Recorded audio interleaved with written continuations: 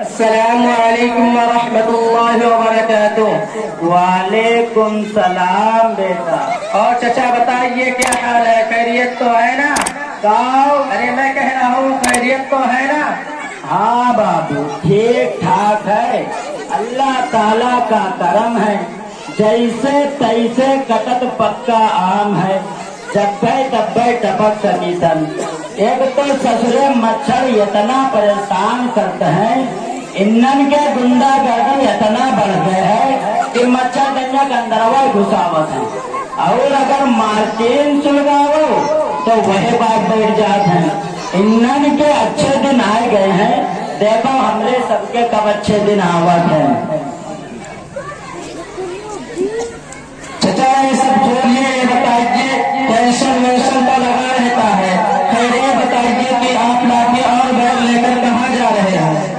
अरे बाबू हम तुम्हें क्या बताई, हमें तो बड़ी दूर जाकर से मक्कमपुर, फिर हुन से रम्मापुर, फिर हुन से खपड़ा गांव, फिर हुन से बसिया पकड़ के आगे जाकर बतवा हम तुम्हें कहाँ कहाँ बताई।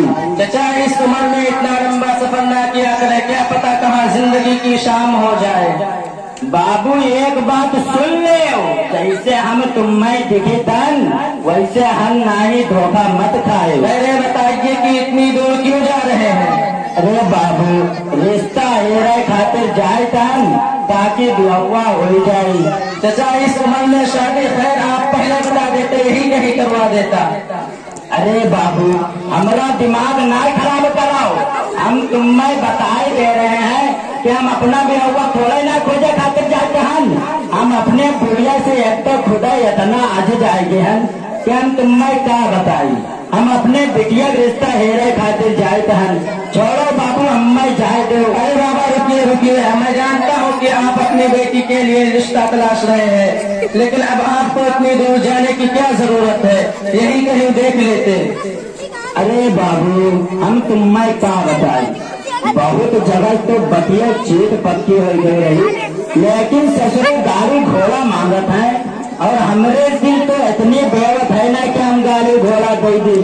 आज कल कई लवंडे कोई कदम वदब ना करत है।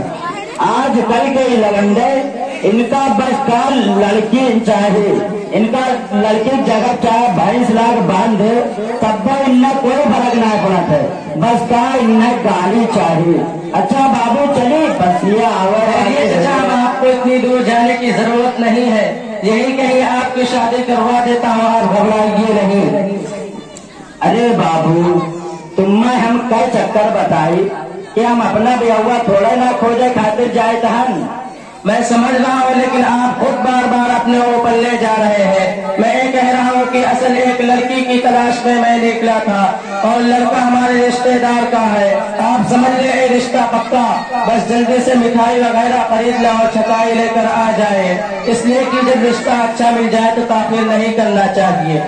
ये भाई बात यही कहा था, चटमंगनी पट दिया तुम जावा तब तक के लड़कवा वालन से बताए दे और हम जाए तक मिठाई उठाए के इंतजाम करके आई था।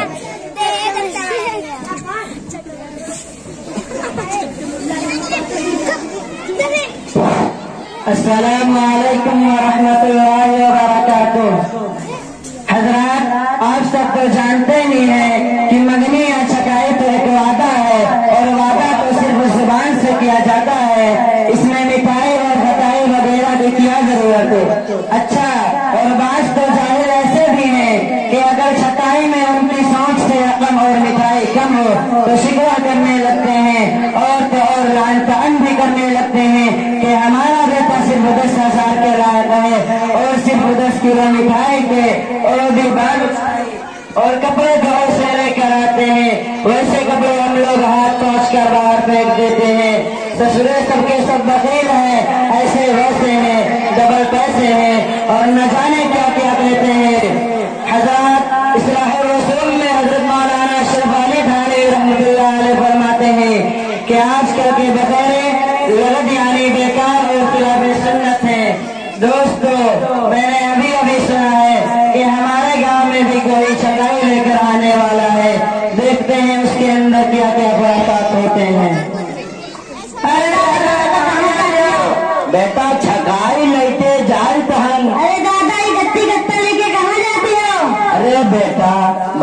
थे छकाई लेके जाए तहन। अरे दादा दादा कहाँ जाती हो? बद ससुर के नाती दादा कहाँ जाते हो, दादा कहाँ जाते हो? अरे तुका जहाँ जाए तो जाए ना, मुझसे क्या करे पूछा तो दादा कहाँ जाते, दादा कहाँ जाते हो?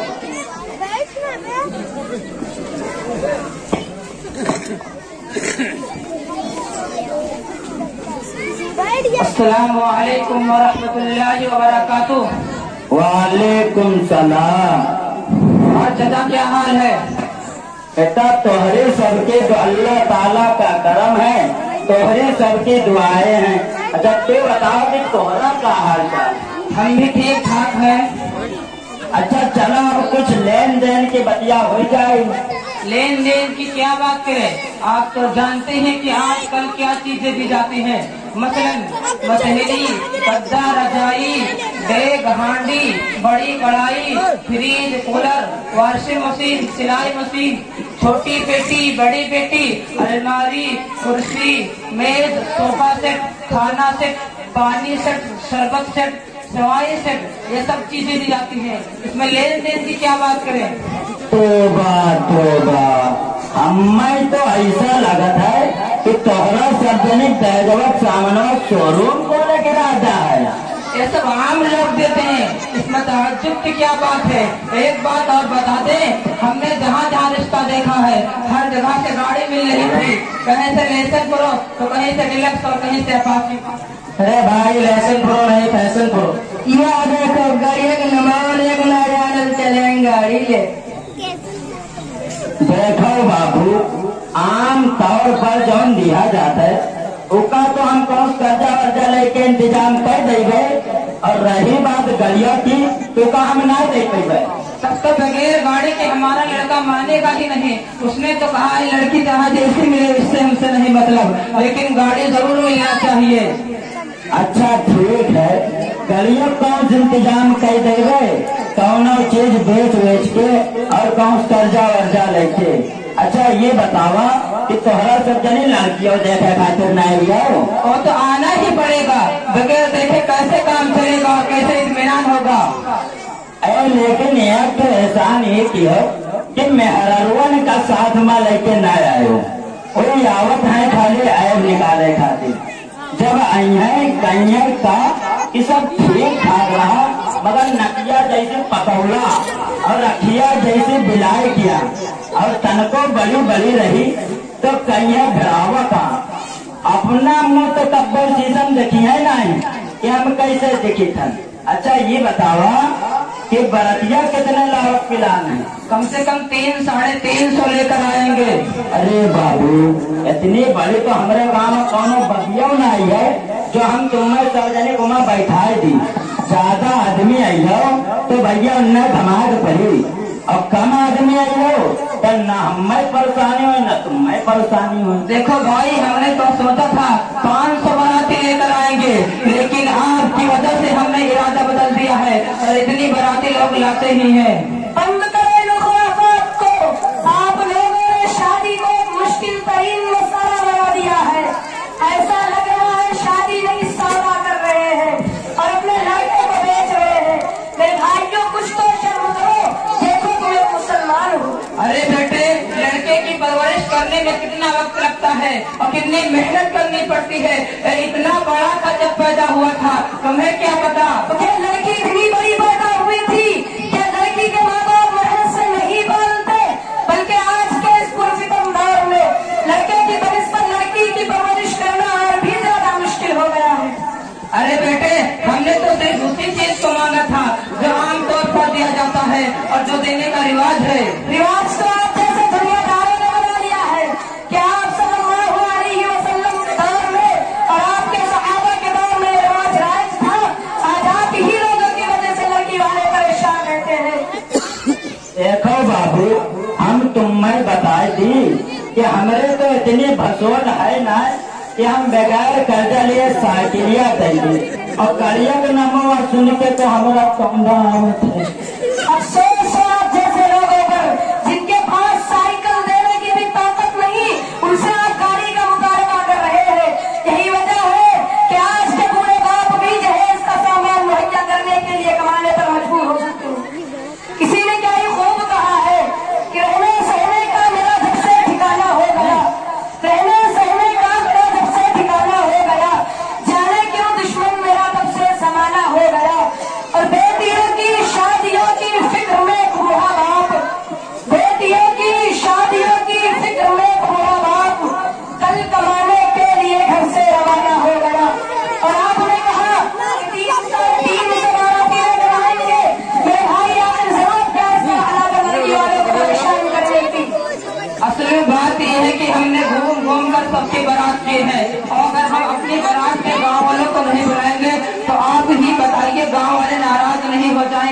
हो जाने दो नाराज। क्या आपने हदीस शरीफ नहीं सुनी? ला ताअता लिमखलूकिन फी मअसियतिल खालिक। अल्लाह की नाफरमानी में मखलूक की इताअत करना और मखलूक को खुश करना जायज नहीं। आप सिर्फ वो काम कीजिए जिससे अल्लाह खुश और राजी होता है। तो क्या बाबू बारात ले जाना हराम है? देखो बाबू, अम्मा ये बतावा कि जौन ये हमसे मांगत है का ये सब मांगत दुरुस्त है? और अगर कोई अपने बिटिया खुशी तहजवा थे तो का ये सब देव जायज है या नहीं? ये बताइए सबसे अफजल शादी कौन सी है? देखिए ये सब बहुत बड़े बड़े सवालात हैं, क्योंकि मुझे अभी बहुत ज्यादा जानकारी नहीं है, क्योंकि मैं तालिब इल्म हूँ। इसलिए इन सारे सवालों के जवाब देने के लिए मैं इसी महबूब इदारा जामिया रशीदिया दारुल-इरशाद के एक बड़े आलिम को बुलाना चाहता हूँ।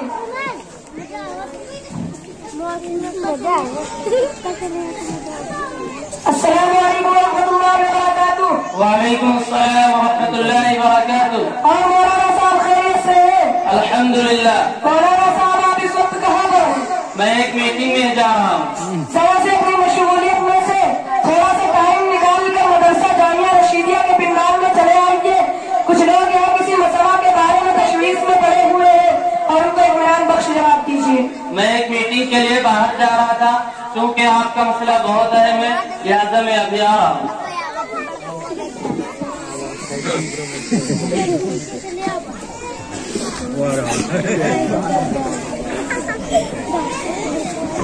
अस्सलामु अलैकुम रहमतुल्लाहि व बरकातुहू। वालेकुम अस्सलाम व रहमतुल्लाहि व बरकातुहू। अस्सलामु अलैकुम। वालेकुम सलाम। मौलाना साहब, इन लोगों के कुछ सवालात हैं, आप हल करवा देते तो मेहरबानी होती। हाँ भाई बताइए क्या बात है? मौलाना साहब ये बताइए, बारात ले जाना कब से इजाद हुआ और क्या उसे ले जा सकते हैं? देखिए, मुरव्वजा बारात की इस्लाम में कतई इजाजत नहीं है, ये गैरों का तरीका है और उसकी इजाजत इस तरह हुई। पहले अमन अमान का जमाना न था, अक्सर रहजनों और डाकुओं से दो चार होना पड़ता था। दूल्हा दुल्हन और जेवर वगैरह की हिफाजत के लिए बारात के जाने की रस्म इजाजत हुई। अब तो अमन अमान का जमाना है, अब हिफाजत वगैरह कुछ मकसूद नहीं, सिर्फ और सिर्फ रस्म का पूरा करना और नामावरी मद्देनजर होती है। उसके अलावा बहुत सारे मकासद उसके अंदर पाए जाते हैं, मसलन रियाकारी, तफाखुर, 20 कहकर 40 आ जाना, लड़की वालों का परेशान होना, खाने के मेयार का मुतय्यन करना वगैरह। इसलिए सरासर गलत और गैर इस्लामी। और आज इस रस्म ने मुसलमानों को तबाह कर डाला है। इसीलिए हमारे बाज़ अकाबिल मंगनी को छोटे क़यामत और बियाह को बड़ी क़यामत कहते थे।